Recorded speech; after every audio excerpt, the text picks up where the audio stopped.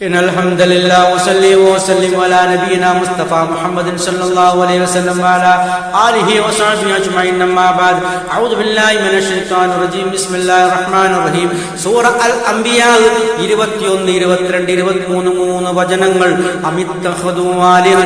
അമിത്തഖദു അതല്ല അവർ സ്വീകരിച്ചിരിക്കുകയാണ് ആലിഹത്തൻ ഇലാഹുകൾ മിനൽ അർളി ഭൂമിയിൽ നിന്നും പലതരക്കാരായ ഇലാഹുകളെയാണ് അവർ സ്വീകരിച്ചിരിക്കുന്നത് എന്നാണ് അല്ലാഹുവിന്റെ ചോദ്യം.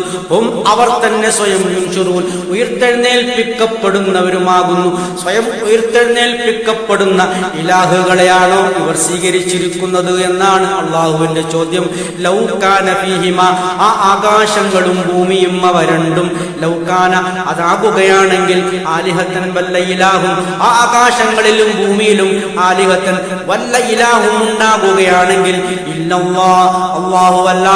അല്ലാഹുവല്ലാത്ത വല്ല ഇലാഹുകളും ഈ ആകാശഭൂമിയിൽ ഉണ്ടാകുകയാണെങ്കിൽ എന്നൊരു സങ്കല്പം പറയുകയാണ്. ആകാശങ്ങളും അതുപോലെ ഭൂമിയും ആകാശവും ഭൂമിയും അത് രണ്ടും ഫസാദായി പോകും, നാശമടഞ്ഞു പോകുമെന്നാണ് അല്ലാഹു പറയുന്നത്. കാരണം ഒരാളുടെ തീരുമാനത്തിന് തികച്ചും വിരുദ്ധമായി മറ്റ് ഇലാഹ് പ്രവർത്തിക്കും, അല്ലെങ്കിൽ ഈ രണ്ട് ഇലാഹും ഒരേ സമയത്ത് രണ്ട് തരത്തിൽ സൃഷ്ടിക്കും. ഈ രൂപത്തിൽ അത് മൊത്തം ഫസാദാകുവാൻ അത് കാരണമാകും. ഒരു ഏകത്വത്തിലേക്ക് അത് വരികയില്ല.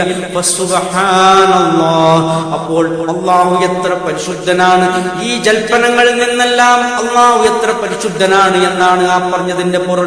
റബ്ബിൽ അർശ്, അർശിന്റെ നാഥനായ അല്ലാഹ്, അമ്മാ യസിഫൂൻ ഇവർ പറഞ്ഞു വരുന്നതിനെ തൊട്ടൊക്കെ ഇവർ പലതരത്തിലുള്ള പറച്ചിലുകൾ പറഞ്ഞു വരികയാണ്. അതിൽ നിന്നൊക്കെ അല്ലാഹു എത്ര പരിശുദ്ധനാണ് എന്നാണ് ആ പറഞ്ഞതിന്റെ ഒക്കെ അകത്തുക. ലാ യുസ്അലു ചോദ്യം ചെയ്യപ്പെടുകയില്ല, അവൻ ചോദ്യം ചെയ്യപ്പെടുകയില്ല എന്ന് പറഞ്ഞാൽ അല്ലാഹുവിനെ ചോദ്യം ചെയ്യാൻ ആരുമില്ല. അമ്മാ യഫ്അലു അവൻ പ്രവർത്തിക്കുന്നതിനെ പറ്റി, അല്ലാഹ് പ്രവർത്തിക്കുന്ന ഏതെങ്കിലും ആ പ്രവർത്തനങ്ങളെ പറ്റി ചോദ്യം ചെയ്യാൻ ആർക്കും തന്നെ സാധ്യമല്ല. അതേസമയം വഹും യുസ്അലൂൻ അവർ ചോദ്യം ചെയ്യപ്പെടുന്നവരാകുന്നു. അല്ലാഹുവിന്റെ സൃഷ്ടികളായ മനുഷ്യർ അവർ ചോദ്യം ചെയ്യപ്പെടുന്നവരാകുന്നു എന്നാണ് അല്ലാഹു നമുക്ക് വിശദീകരിച്ചു തരുന്നത്. ഇത്രയുമാണ് ഈ ആയത്തുകളുമായി ബന്ധപ്പെട്ട് വിശദീകരിക്കാനുള്ളത്. സത്യമായി മനസ്സിലാക്കുന്ന സജ്ജനങ്ങളിൽ നമ്മെ അല്ലാഹു ഉൾപ്പെടുത്തി അനുഗ്രഹിക്കുമാറാകട്ടെ. ആഖിർ ദഅവാന അൽഹംദുലില്ലാഹി റബ്ബിൽ ആലമീൻ.